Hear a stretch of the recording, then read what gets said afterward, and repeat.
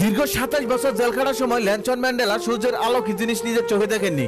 তারপর তিনি যখন দেশের প্রেসিডেন্ট হয় তখন তিনি তার সহকর্মীদের একদিন বলেন, চলো আজকে পুরো শহরটা ঘুরে দেখা যাক। দীর্ঘদিন ৪ দেওয়ালের মধ্যে বন্দী ছিলাম, এতদিনে নিজের শহরটা কতটা পরিবর্তন হয়েছে সেটা নিজের চোখে না দেখলেই নয়। তারপর তিনি তার সহকর্মীদের নিয়ে শহর দেখতে বেরিয়ে গেলেন। তারপর তিনি শহরের অলিতে গলিতে হাঁটলেন। হাঁটতে হাঁটতে ম্যান্ডেলার খিদে পেয়ে গেল।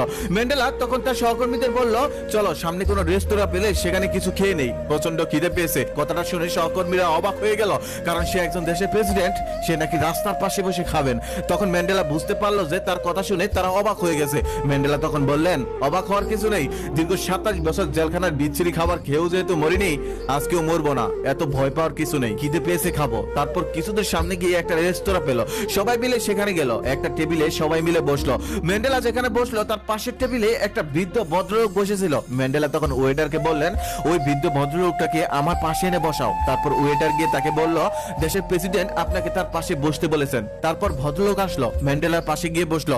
সবাই খাচ্ছিল আর গল্প করছিল, কিন্তু সেই ভদ্রলোক খেতে পারছিল না। সে থরথর করে কাঁপছিল। সে এমন ভাবে কাঁপছিল, চামিচ থেকে তার খাবার মুখে নিয়ে গিয়ে সব খাবার আবার প্লেটের মধ্যে পড়ে যাচ্ছিল। তখন ম্যান্ডেলার সহকর্মীদের মধ্যে একজন তাকে বলেন, আপনি মনে হয় খুবই অসুস্থ, আপনার শরীর তো অনেক কাঁপছে। তবুও লোকটা কোনো কথা বললো না। নেলসন ম্যান্ডেলা তখন নিজ হাতে তাকে খাইয়ে দিলেন। এমনকি খাওয়া দাওয়া শেষ হওয়ার পর ওয়েটারকে ডেকে বললেন, এই ভদ্রলোকের কাছ থেকে কোনো বিল নিও না, এই বিলটা আমি পরিশোধ করব। খাওয়া দাওয়া শেষ করার পর সে যখন চলে যাওয়ার জন্য প্রস্তুত নিলেন, তখন সবাই খেয়াল করে দেখলো যে লোকটা থরথর করে কাঁপতেছে, উড়ে দাঁড়াতে পারছে না।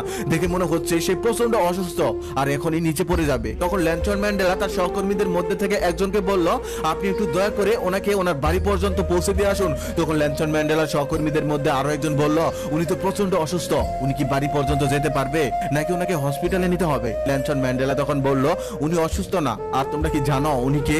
তখন সবাই অবাক হয়ে বলল, না, উনি কে? তখন নেলসন ম্যান্ডেলা বলল, উনি হলো সেই লোক, আমি যেই ছেলে দীর্ঘ ২৭ বছর কাটিয়েছি, উনি ছিল সেই ছেলের গার্ড। প্রচন্ড মার খাওয়ার পর আমি যখন চিৎকার করতাম, এক ফোঁটা পানির জন্য আর্তনাদ করতাম, তখন উনি আমার মুখে পানি না দিয়ে উনি আমার মুখে প্রস্রাব করে দিতেন। আজ আমি এই দেশের প্রেসিডেন্ট, এই দেশের একজন সব থেকে ক্ষমতাশীল মানুষ।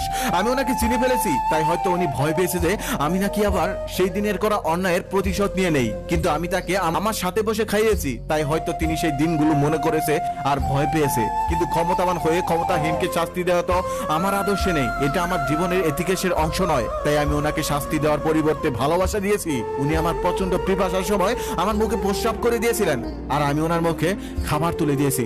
আমি তোমাদেরও যেমন প্রেসিডেন্ট, ঠিক তেমনি ওনারও প্রেসিডেন্ট। প্রত্যেকটা নাগরিককে সম্মান করা ও ভালোবাসা আমার দায়িত্ব, কারণ আমি এই দেশের সরকার। সেদিন নেলসন ম্যান্ডেলা আরো একটা কথা বলেছিল, যেই কথাটা যদি বিশ্বের প্রত্যেকটা সরকার মানত, তাহলে হয়তো এই পৃথিবীটাই অন্যরকম হতো। তিনি বলেছিলেন, শুধু প্রতিশোধ নেওয়ার মানসিকতায় একটা তৈরি রাষ্ট্রকে ধ্বংস করে দিতে পারে, আবার সহনশীলতার মানসিকতায় একটা ধ্বংস হয়ে যাওয়া রাষ্ট্রকে আবার পুনরায় নতুন করে তৈরি করতে পারে।